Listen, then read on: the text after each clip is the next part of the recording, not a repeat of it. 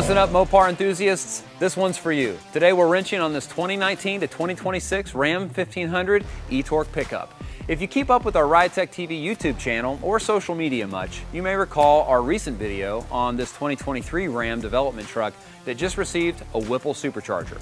And thanks to that blower, this truck now makes 490 horsepower and 465 pound-feet of torque at the tires. And now that we're sitting pretty in the power department, it's time to shift our focus to the suspension area of the vehicle and make some changes to improve the handling and ride quality to make sure this truck handles great, looks great, and is able to put the power down as effectively as possible with this type of rear suspension design. Today, this Ram is getting a full Ridetech performance lowering kit designed to drop the truck's ride height by approximately 2 inches in the front and 4 inches in the rear. Now, you're probably wondering, can you go lower than 2 and 4? Sure, after all, these are coilovers. However, we do recommend the 2 and 4 inch limitation due to the goal of accomplishing more than simply lowering the truck alone. At Ridetech, we are focused not only on lowering vehicles at all costs, but we also focus on prioritizing and maintaining ride quality while enhancing handling and performance capabilities at the same time. As with anything in the automotive space and most things in general, changing one thing often tends to affect the other as well. So that's something to keep in mind as we go. At the time of recording this video, this kit is designed for both 2019 to 2026 two-wheel drive and four-wheel drive Ram 1500 pickups.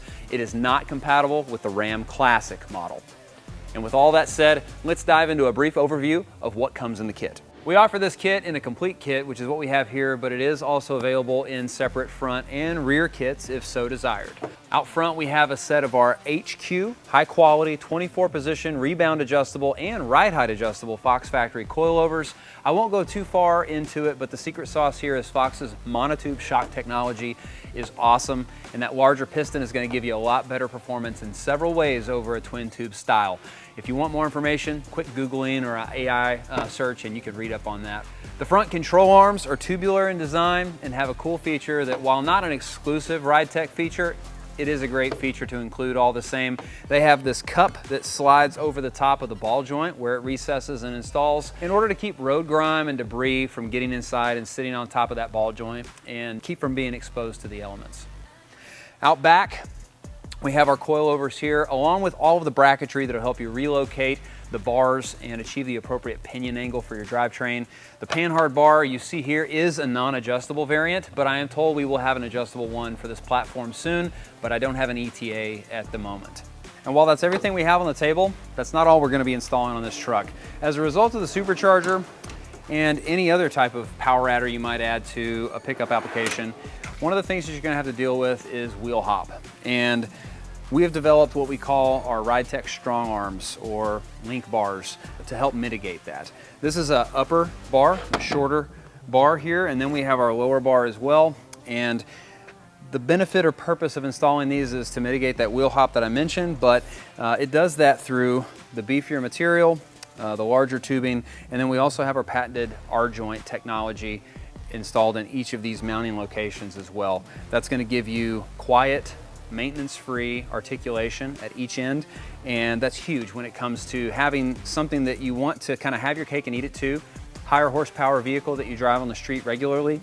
You probably have passengers from time to time, and this does not beat you to death in terms of the NVH that would come from a solid mounted suspension joint like you would see in something like a race car. Now, while that pretty much rounds out everything we're going to be throwing on this Ram here today, I do want to go ahead and get some before ride height measurements before we start tearing into it. We'll compare afterwards and we'll see how close we're coming to that 2 inch and 4 inch drop in the front and the rear.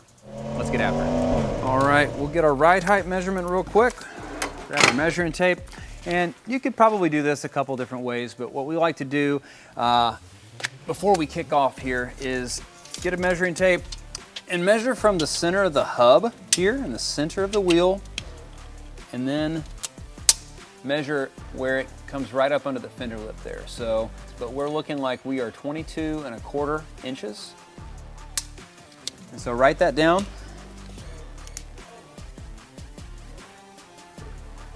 And then move on to the back. All right, generally pickup trucks are meant for carrying loads, so it's perfectly normal to have a truck that's higher in the rear, and just how high we'll know in a second. Once again, center of the hub, and this one's not super extreme. we're looking at 22 inches and 3/4, 22 3/4 inch. And while that pretty much covers everything that comes in the kit, I should make mention of the detailed step-by-step instructions that come in each of the front and rear kits to help you really drill down and be able to install this almost like a factory style installation. All right, one more thing before we hop into this Ram install. I did want to do this for all the guys that are working at home, DIY install kind of thing.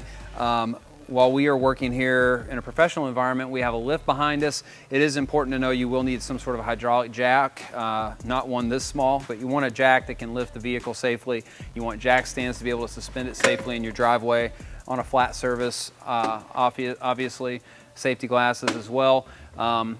We'll go from left to right. You do need a grinding wheel and a cutoff wheel in order to modify the rear axle bracket to install our rear bracketry. Everything you're taking off of this Ram is metric, and we will reuse some of those, but then there are also some standard hardware fasteners that are supplied on the Ridetech side that you need to be able to install as well.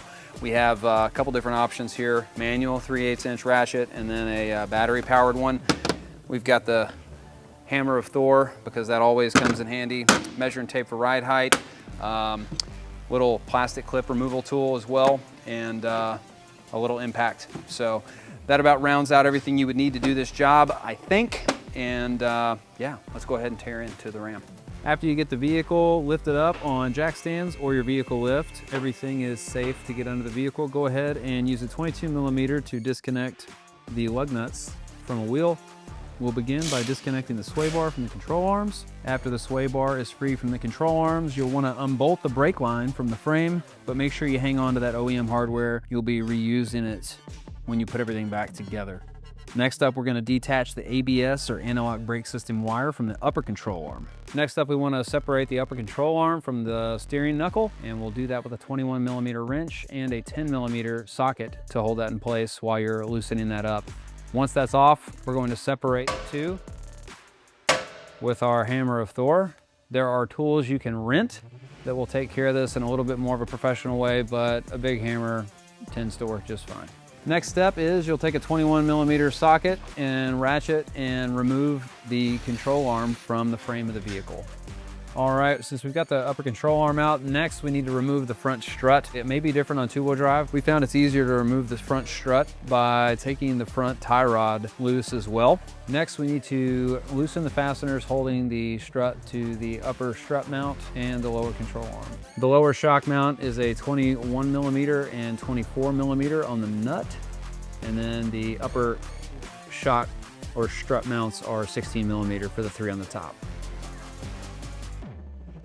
With the factory strut removed, grab your freshly assembled Ridetech front coilover with the upper bracket already bolted to it and position it in place. We found it best to install the upper mounts first to keep from fighting you while installing the lower one. After the factory strut's removed, with the freshly built Ridetech coilover and upper mount installed, using the Ridetech supplied hardware, install the coilover and the upper mount to the top of the strut tower. Reuse the lower control arm bolt that came with the truck to fasten the coilover to the lower control arm at the bottom. One thing to note when you're putting this bolt back in, you definitely want to torque it up pretty tight, but we'll wait till the vehicle is sitting at ride height position before we torque that bolt back to the factory specification. You don't want to put any undue flex or twist in that rubber bushing, because that's not how it's going to sit at ride height. And before we move on from here, one thing we do want is to grab a torque wrench, something that can at least get up to 75 foot-pounds. That is the torque spec for the upper coilover mount.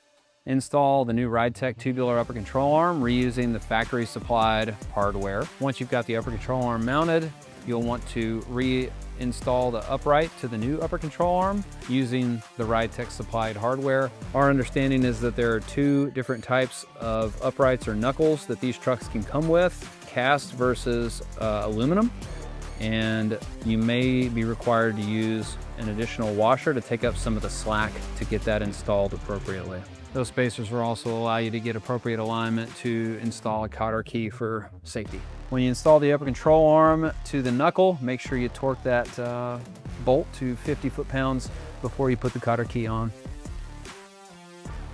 Make sure to reinstall your ABS wire. Next, you'll reattach the sway bar linkage to the lower control arm and torque that to 75 foot-pounds. And then it's time to do everything you just did to the other side of the truck. All right, with the vehicle suspended, we will now move on to the back of the vehicle. Obviously, the lug nut's got to come off and remove the rear wheel. Remove the rear fender liners with an 8mm. You'll find there are 11 around the outer perimeter where the wheel is, and you'll find 2 that are fastening in place on the inside. After the inner liner is out, you'll want to move on to disconnecting the rear sway bar end links. That is an 18mm ratchet and an 8mm ratchet that will take care of removing that. We move on to removing the entire rear sway bar.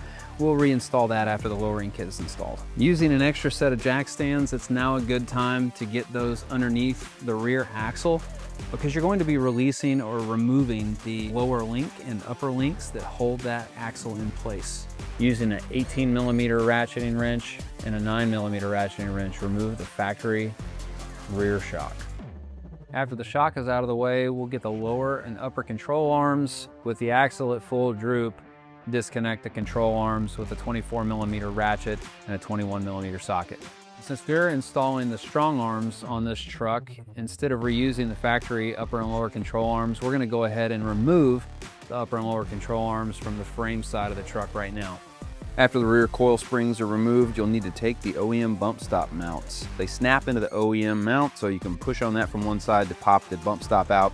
The next step we'll move to is flattening the rear sway bar and control arm sway bar mount. It's helpful to have a straight edge to make sure you can see how much that needs to be flattened, periodically checking for straightness with that straight edge. With the sway bar and control arm mount flattened, the next step we're moving to is modifying the front of the OEM upper bar mounts. Those actually need to be cut off for the Ridetech kit to install. Consult the instructions to see exactly where you need to make your marks, but we'll show that on screen here too. You need to make a straight line from where the end radius stops just to where the weld on the axle tube stops. The next step will be cutting off the bump stop mounting ring and then bolting the supplied bump stops to the flat surface of the OEM mount using the supplied Ridetech hardware. You'll want to torque those to 35 inch-pounds. From there, it's time to install the upper shock mount, which take care because these are side specific. Align the upper shock mount with the holes in the OEM coil spring mount. Again, the arrow will show and point to the front of the truck with the shock mount out away from the frame. Install a 3/8 inch flat washer on each of the 3 3/8 by 16 by 1 1/4 inch bolts. Holding the bracket in position and putting the bolts in the washer through the mounting holes. Install a 3/8 inch flat washer and a 3/8 inch 16 nylock nut on each of the bolts. Torque that hardware to 35 foot-pounds. Once those are in, it's time to move our attention over to the lower shock mounts. The lower shock mount offsets the bottom of the shock to the wheel for better spring clearance. The lower shock mount positions in the OEM lower shock mount. The large mounting hole will align with the OEM shock mounting hole. Align those holes and insert the OEM shock bolt into the aligned holes. Install the OEM nut on the OEM bolt, but do not tighten until the 2 rear bolts are installed.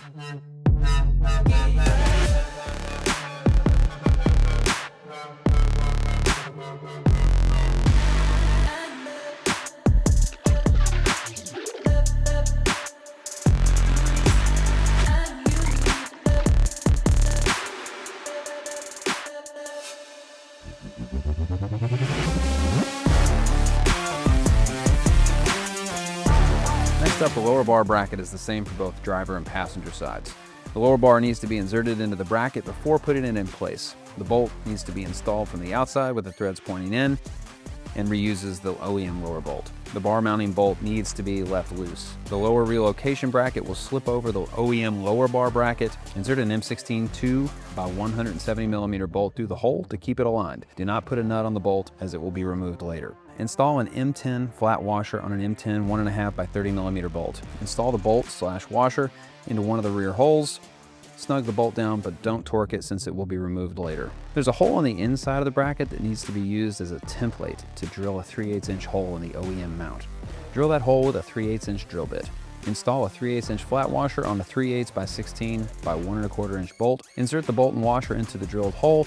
Install a 3/8 inch flat washer and 3/8 16 nylock nut on the bolt. Torque the hardware at 35 foot-pounds. Remove the M16 2x170mm bolt from the lower mount. This kit requires the upper control arm to be relocated to correct the geometry for the new ride. The kit includes brackets for relocating the upper arms. The control arm brackets are marked for each vehicle side and location. Image 32 in the instructions illustrates the driver's side relocation brackets. They are marked DO for driver outer and DI for driver inner. The passenger side relocation brackets, they are marked PO for the passenger outer and PI for passenger inner. The flat side of the bracket is positioned to the front of the truck.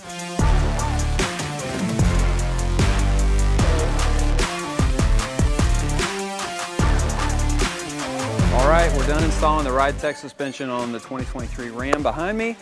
The one thing we have to do before we throw it over on the alignment rack is to torque any rubber isolated bushing at ride height. And the reason we want to do that is because if we were to do that at full droop and torque them to spec, we would basically be locking it into that location. And as the vehicle comes down and cycles to ride height, and then think about driving it and cycling the suspension even more, you're putting that suspension bushing into bind before you even drive the vehicle. So the more you do that, it's going to continue binding. You're actually adding some rate into that bushing. It's going to fail pretty quickly if it doesn't rip immediately. It could rip in 100 miles, it could rip in 1,000. You're greatly reducing the lifespan of that bushing. So the best thing to do is to torque that when it's sitting at ride height in its happy place. And so that's what we'll do now. So the connections we'll be torquing at ride height will apply to the tubular control arms that mount to the frame. We'll also be getting the lower control arm to the lower coilover mount. And then if you're using the factory control arms in the rear, the 4-link bars, you'll also be torquing those at ride height, as well as the Ridetech Panhard Bar. Since we use the strong arms that have the R joints, we don't have to worry about that as much. We've actually already torqued those to value because those don't have a rubber bushing and can be torqued in whatever position you need. So keep that in mind. We'll go ahead and get the after ride height measurements as well after we cycle the suspension a little bit and get it on the alignment rack. With the vehicle sitting at ride height, it's now time to torque any rubber isolated bushing like the upper control arms that mount to the frame or the lower coilover to lower control arm mount in the front. If you're using the factory upper and lower links for the rear axle, you'll also want to torque those to spec at ride height as well. In the front, it may be helpful to cycle the wheel left to right to make sure you have good access with a torque wrench for those upper control arm bolts. Lastly, you'll want to make sure you torque the Ridetech Panhard Bar as well, as that also uses a rubber mounted bushing.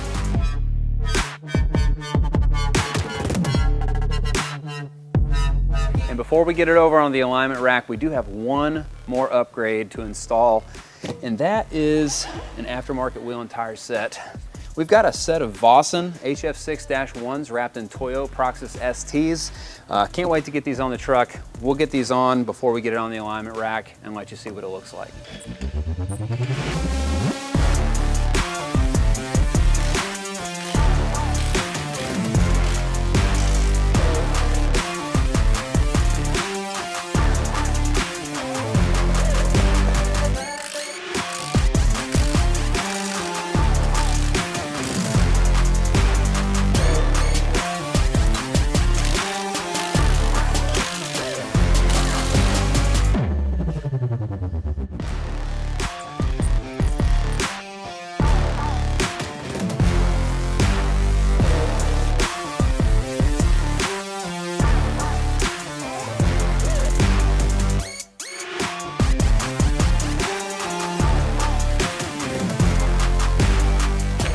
So we've been on the alignment rack here for a couple minutes. Dylan's under the vehicle adjusting our camber caster in tow.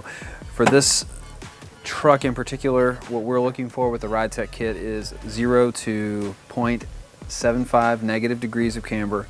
Caster, 5.5 to 7.5 positive degrees.